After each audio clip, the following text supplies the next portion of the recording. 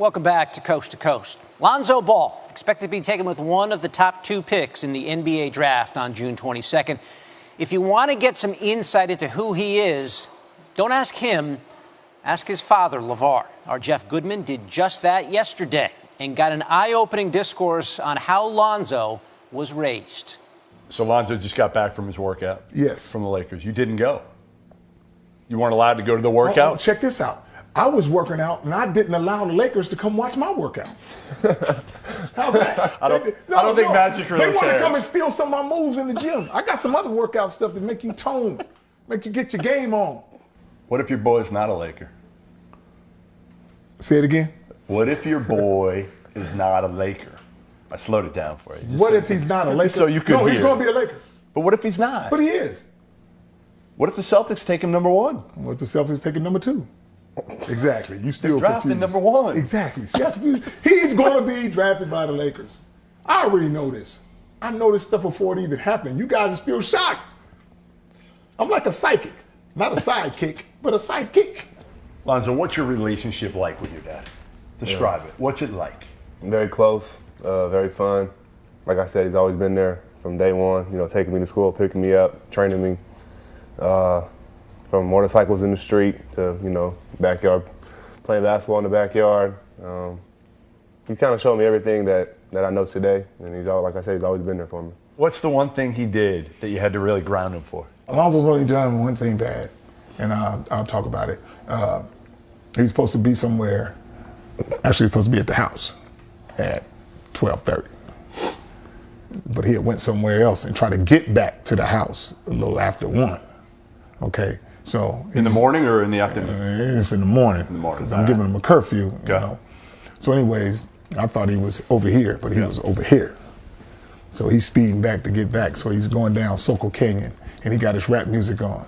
And in the rap music, it got the cussing and the sirens and the real people was behind him, the police. And he drove for about a mile thinking it was in the music, but never looked in the rear view mirror. So they pull him over. They call me at 1:30 in the morning. Mr. Ball, got your boy down here. Well, down where? Well, we usually take him to jail, but he down the street. I said, okay, here I come. And right when I get there, I see this boy. And I'm like, see, if your ass would have been home, and and he had left his brothers over here where he was supposed to pick him up and bring them home. But I ended up picking him up, and they was like, uh-oh, we know some trouble, because there's dad at the house where we at instead of Lonzo. But anyways, I was telling him how lucky he was to be a black kid in Chino Hills. If you get some nervous cops and you driving like that, and you pull over an Escalade and somebody slip, oh yeah, they knew who he was, but they didn't know who he was. But then they was like, okay, we know who he is. But they cuffed him, put him against the thing. Yeah. What did he say? That's scary. But he ain't scared of them. He more scared of me. Like, Well, that's what I was going to say. Were you? I mean, Man, I had to wait for him to get back home. Man. I just remember going to the backyard, just shooting until he got home. And then I went blank for a little bit. Because here's the thing. This is the thing that's so funny. So I told his mom, take his ass home. Take his ass home right now. When you say right now, it's about to fire up. So I was like, don't worry about it. So I come back about 30 minutes later, and I'm driving up, and the lights is bright like I'm in Vegas. And I'm like, who the hell's in the backyard? And I'm gonna beat his ass because he should be getting arrested, lying, all that stuff. So he back there just shooting jumpers, and he making every one of them. Thinking that would you take it easy on him? No, in his mind, anything that goes bad for him, he just plays ball. If he real sick, he'll play ball. If he something on his mind, he'll go out and shoot and play ball. That ball is therapeutic to him. So he knew he was in bad shape. And it's like this, I always tell my sons, when you do something bad, don't start crying now. Don't wait till you get in the bed. Oh, no, please don't hit me. No, you should have thought of that before you did it. But so I gave him a couple of hits upside the head. But Lonzo was like, you talk about acting. Let me give you this. If I hit Melo, I ain't gonna hit him in his face, but in his ass or with a belt or something.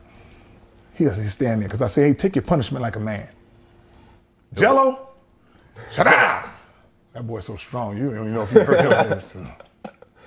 You understand what I'm saying, Jello? Yes. You do this to Lonzo. Boy, like I can hit him right here, he'll go down the whole hallway. Flopping. Flopping like I killed it. I said, man, go on to bed, man. I ain't messing with you no more. So that was just one thing. That was the only time.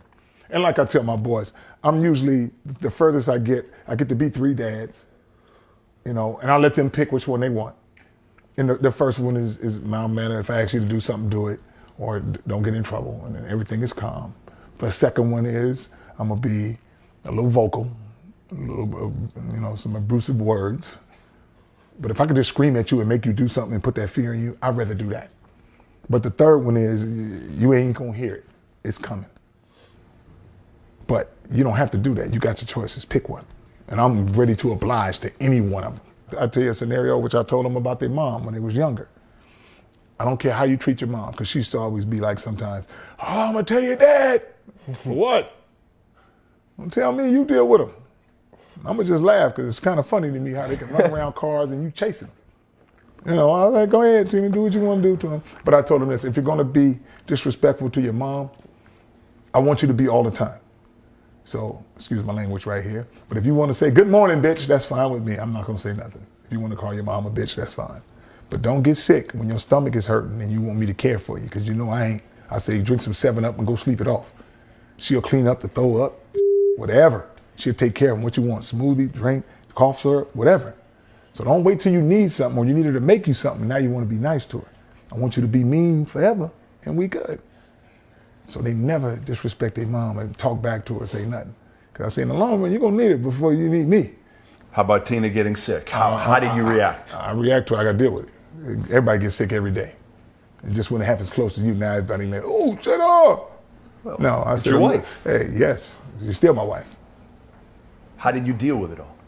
I just deal with it. It's just whatever it is. Here's the thing. Things going to happen in life. Either you're going to help do something about it, or you're just going to let it happen and destroy you or whatever. You ain't going to do that with me. Like I told my boys when she's hurt, I got her. So now you can go do whatever you want to do. But what I'm not going to burden you with is sitting there rubbing your mom's hand. Doing what? We're not making a movie. So I don't need Lonzo, Jello, and Mello sitting there taking care of their mom. They need to take care of their kids when they get some kids. But that's my wife, and I take care of her. As long as she's breathing, she'll be here. Like I tell my boys, as long as she can smile and kiss you, she ain't got to say a word. We got her. You didn't go to his tournament games. Right. Why? You know, I had to go, me and the boys had to go do something with Tina.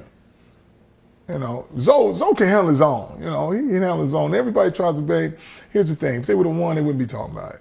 You don't think he was affected by his mom? No, he wasn't playing? affected by his mom playing. Not at all. Not at all. If he's with the Lakers next year. When he's with the Lakers? When he's with the Lakers okay, next year. Yeah, let's keep it positive. Have you talked to Magic yet? I ain't got to talk to Magic. You have not spoken a word. You've never met Magic, never spoken to him yet. No. Am I supposed to? I don't know. I just figured you guys would break bread by now. Why? Why not? Why should we? I don't know. He's going to be a Laker. You're telling me. When he's a Laker, then we'll talk. Then you break bread? What do you think? Perhaps. Let's see if my schedule allows it. What will you if tell my Magic? schedule allows it. What will you tell Magic first time you talk to him? Magic, you got to be Magic to get my boy. Ain't you lucky, Magic? I brought you this boy years down the line. Brought you the coldest player ever. Magic has no idea what he he's getting. He has no idea, but he has an idea. Well, he knows what he's getting here. If he's getting him. He don't know what he's getting with you. Well, who does? Who know what they're getting with me? That conversation was yesterday, and Jeff joins us now to talk about it. All right, so let's get into a couple of these items here. The part about hitting his kids is troublesome. Tell us the extent of that as far as you can tell, Jeff. Sure. I went back to Lavar afterwards to kind of get him to clarify those comments about how he treats his kids. And he told me, listen, I spanked each one of my kids once apiece, and that was all I had to do.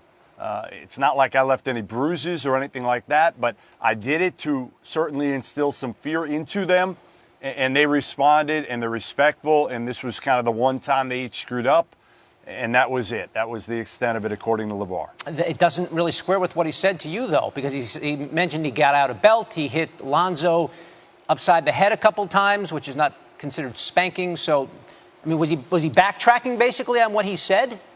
I think the hard part when you deal with Lavar is sometimes he gets into his stories so much that you don't know how much is real and how much is just exaggeration. And that's the difficult part of dealing with Lavar. He's entertaining. He's certainly a lightning rod. A lot of people don't like him. I've known him for a few years, and sometimes he crosses the line. And that was one, again, I wanted to go back and try to clarify, what did you actually mean by those comments? Because certainly when he first said them on camera, they didn't sound when I circled back to him, how he described it. We see Lonzo there, Jeff, as his dad is talking. He's pretty quiet for the most part. And I guess that even raises questions. What is the dynamic, the relationship between the father and the son? Not just a father and son, but father and sons, because all three of them are similar. They're very quiet, very respectful. I asked Lonzo, I said, is it fear? Is that why you are the way you are? I said, no, it's respect. All three of us were raised the same way, to respect both mom and dad, and that's what they are. They really don't speak unless spoken to. Within the conversation, the interview, it was almost like I had to address Lonzo. Otherwise, he just sat there and listened to his father speak. We did a one-on-one with Lonzo as well, where he had a chance to speak, but he's very mild-mannered. He's completely the opposite of his father, personality-wise. And so are the two younger brothers. Okay, let's get to the other part of the interview that some are going to find disturbing, and that's when he's talking to his kids about how they should treat his mom. I had a hard time following it a little bit. Can you distill what he was trying to say there? Yeah, he wasn't trying to say, hey, listen, you can call your mom a bitch. He was not trying to say that. What he was trying to say was, if you are disrespectful to your mother, then don't expect her to be there for you. And that was the key, to try to clarify that. If you listen to it at first, you may take something away that's not the case there. But he's trying to say, hey, listen, be respectful to your mom. If you're not, she's not going to help you. She's not going to be there for you when you're sick. And what he really ended with was the fact that, listen, my three kids are extremely respectful, not only to me, but to my wife as well. And certainly Tina, his wife, has gone through a lot since late February when she suffered that stroke. How is Tina Ball doing right now? So she got back home about 2 weeks ago, and she will not be going to the NBA draft. He said she's getting better progressively, but she's still a ways away. She's speaking some words. She understands, very coherent. He takes her in the pool every day to work out. He does the brunt of the rehab himself. And they said, we want to equip, the doctor said, we want to equip the house with all sorts of things to make it easier for her. And his take was, no, she doesn't need that. We're going to get this done our way. And our way was, instead of the wheelchair, we'll get her in the pool. She'll figure out how to speak with my help. But he works with her extensively. And you've got to give him some credit for that he'd rather do it himself, because he feels like he knows his wife better than anybody else. The always candid Lavar Ball with a really interesting conversation with Jeff Goodman. You can catch it right now on ESPN.com. Jeff, great talking to you. Thank you. Thanks, Dave.